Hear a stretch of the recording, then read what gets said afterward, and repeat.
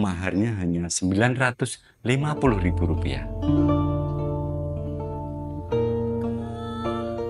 Sebagai upaya pelestarian budaya dan membuka ruang lebih luas untuk para pecinta Tosan Aji, kami hadirkan koleksi keris yang terjangkau maharnya, sehingga dapat memberi ruang dan kesempatan bagi Anda yang memiliki budget terbatas, namun ingin memiliki koleksi keris.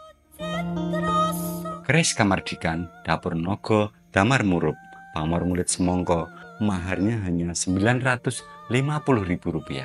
Jika berminat, silahkan tinggalkan komentar atau japri kami. Mari kita lihat lebih detail pusakanya. Pada bagian bawah atau sor-soran, kanan keris ini membentuk kepala naga dengan badan terletak di bagian tengah bilah dari pangkal hingga ujungnya. Meski nampak lurus pada bagian bawah, namun terdapat elok di bagian atasnya. Elok keris ini menyerupai nyala api atau lampu damar, atau juga sering disebut dengan sebutan hurufing dilah damar murup. Pamornya ngulit semongko, pola pamor yang mudah selaras dengan pemiliknya. Bentuk guratan pamornya menyerupai garis kulit semangka.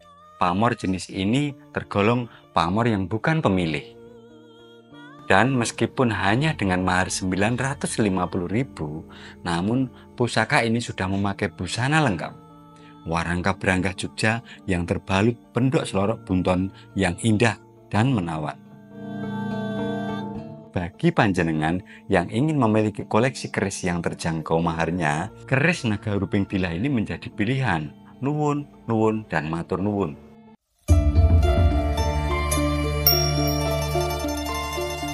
Naga bertransformasi dari entitas supernatural menjadi simbol kekuasaan tertinggi dan seni yang penuh makna.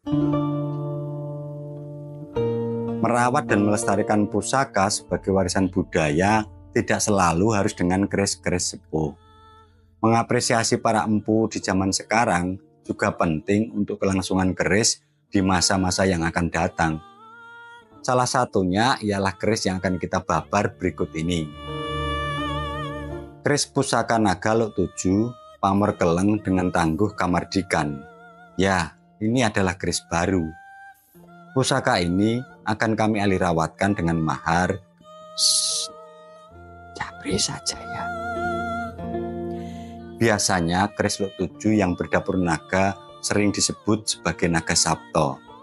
Namun begitu, penggambaran bentuk naga pada keris Lok 7 ini berbeda dengan bentuk-bentuk naga yang ada pada keris-keris pada umumnya. Mulai dari kepala yang memiliki janggut hingga tubuh yang membentuk badan api. Hal ini terkait dengan bentuk-bentuk naga yang diambil dari kebudayaan di berbagai negara di dunia.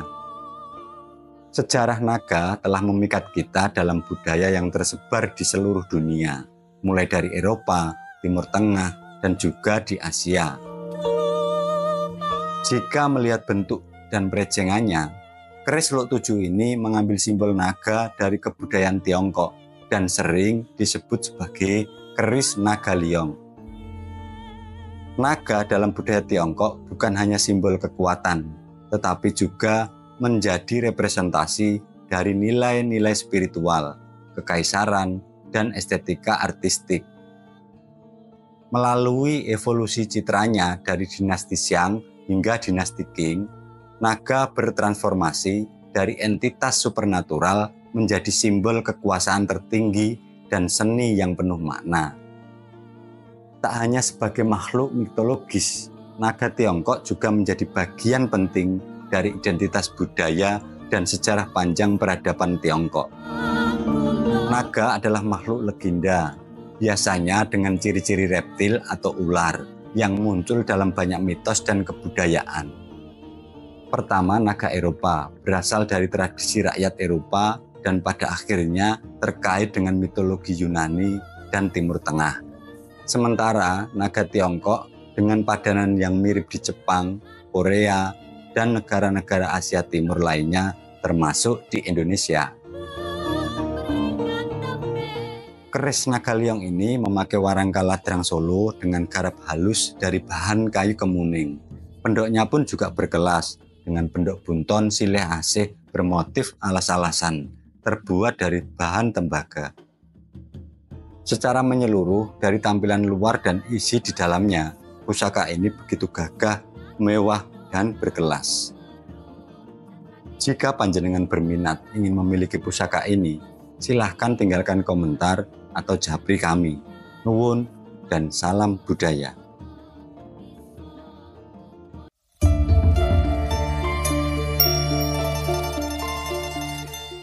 Tahukah kamu, keberadaannya tidak sebanyak keris. Namun begitu, tombak juga bagian dari pusaka Tosan Aji, warisan budaya Nusantara. Sebagian orang di luar sana masih menganggap tombak sebagai keris pusaka.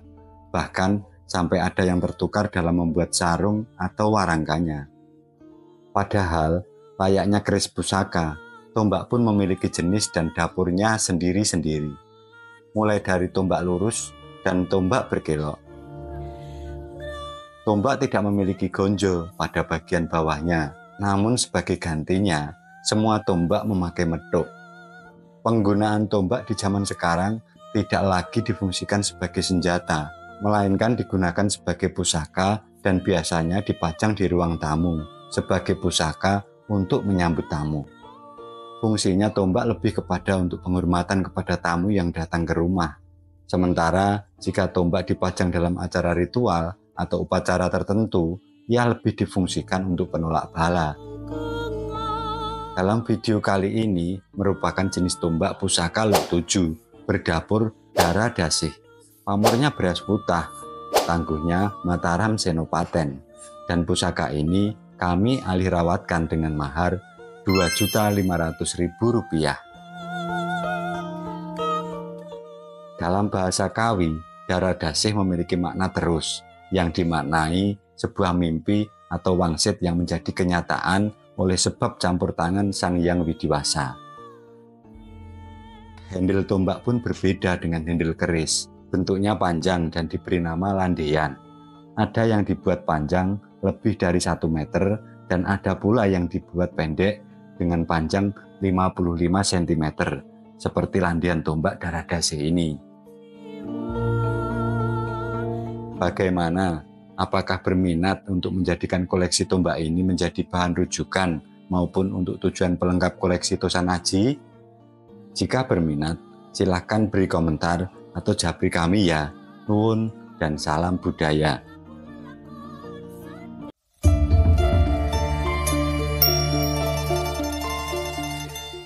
Jangan buru-buru tanya mahar, tetapi simak dulu video ini agar tahu lebih dalam pusaka apa yang menjadi isinya.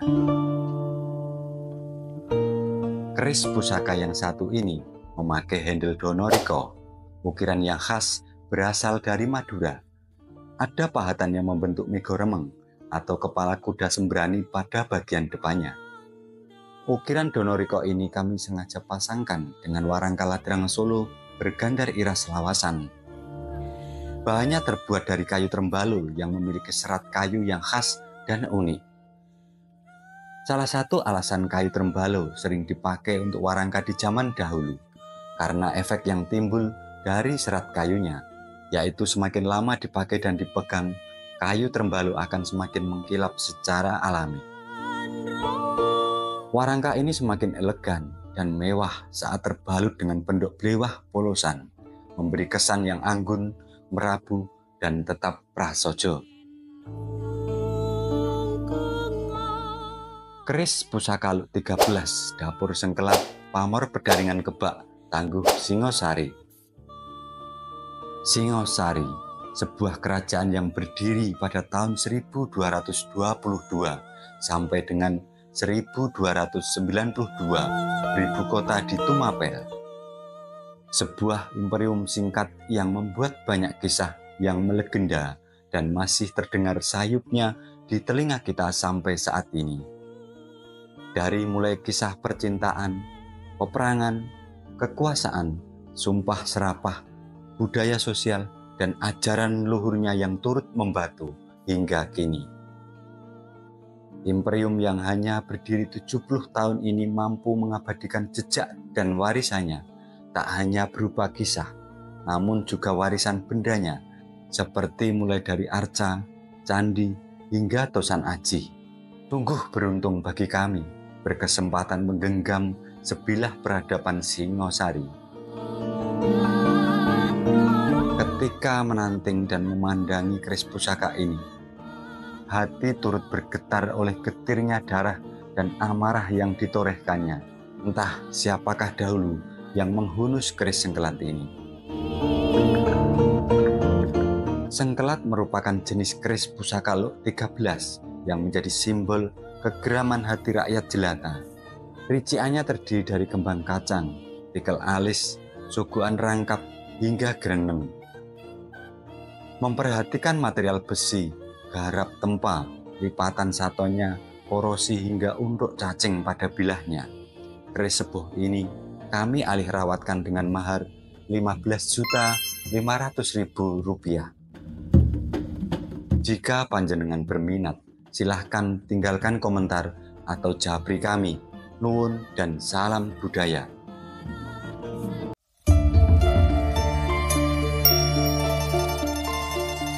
Kali ini kami hadirkan kembali keris dengan mahar Rp999.000 saja.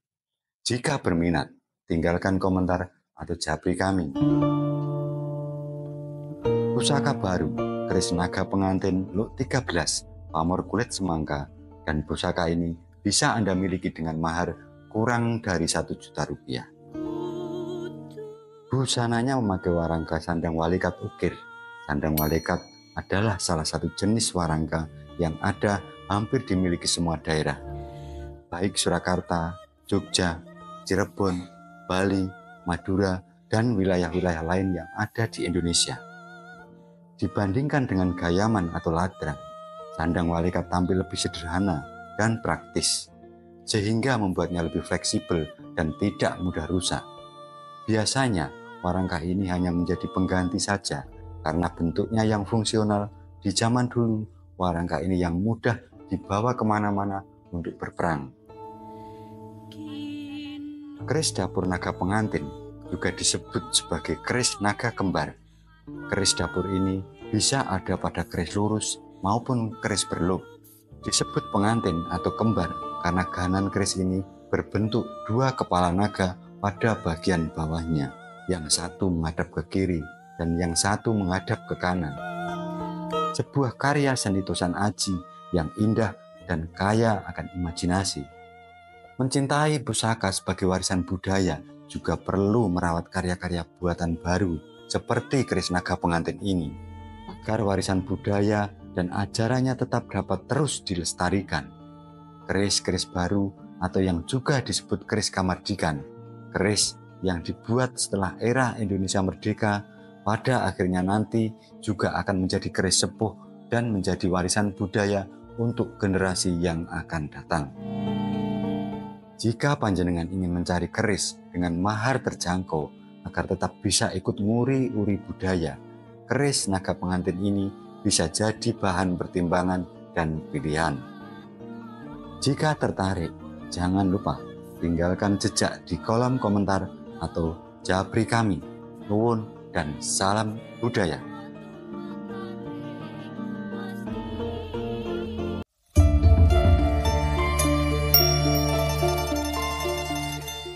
Di sebuah kerajaan yang megah, Raja Jayanegara merasa tahtanya terancam. Desas-desus tentang pemberontakan mulai terdengar di pelosok negeri. Ia pun memerintahkan Empu Rekso, pandai besi terbaik di kerajaannya, untuk membuat pusaka terkuat yang pernah ada. Empu Rekso, buatkan aku pusaka yang tak terkalahkan, pusaka yang mampu menghabisi musuh-musuhku dengan sekali hunus, perintah sang raja. Empu Rekso mengangguk lalu berkata, "Hamba akan menempah keris seperti yang Baginda inginkan. Namun, mohon berkenan menunggu 7 hari 7 malam." 7 hari berlalu, Empu Rekso datang menghadap sambil membawa sebilah keris. Keris itu tampak memakai hiasan emas, namun anehnya memiliki luk bagian bawah dan nampak lurus di atasnya. Raja Jayanegara menghunus keris itu. Beratnya pas di tangan, seimbang dan tajam. Namun, sesuatu yang mengganjal di hatinya. Apa istimewanya keris ini? Peluknya saja tidak sampai ujung. Empu Reksa tersenyum. Keris ini ditempa dari logam terbaik dengan ketekunan dan kesabaran. Tetapi bukan keris ini yang akan menjadikan Baginda tak terkalahkan. Sang raja mengernyit. Lalu apa? Empu Reksa menundukkan kepala lalu berkata, keris hanyalah alat Baginda. Ia bisa menikam, tetapi juga bisa patah. Jika Baginda ingin tak terkalahkan, bukan keris atau pedang yang harus diasah, melainkan kebijaksanaan. Raja yang bijak tak perlu menghunus keris untuk menundukkan lawannya. Ia cukup mengayunkan kata-kata yang meneduhkan hati rakyatnya. Raja Jayanegara terdiam. Ia menatap keris lama, lalu menatap sang empu dengan mata penuh pemahaman. Hari itu, ia belajar bahwa kekuatan sejati bukan terletak pada tajamnya bilah keris, tetapi pada tajamnya akal dan kebijaksanaan. Sang raja lalu berkata, keris ini kuberi nama keris Megantara. Cerita ini hanyalah khayalan yang dibuat oleh AI. Namun, keris dalam video ini nyata, yaitu keris Megantara Kinatah Emas Wedono 5 pamor beras wutah. Busananya memakai warang kaladrang Solo, kayu terbalu iras, terbalut dengan pendok blewah polosan. Jika berminat ingin memiliki keris pusaka ini, silahkan tinggalkan komentar atau japri kami. Nuwun dan salam budaya.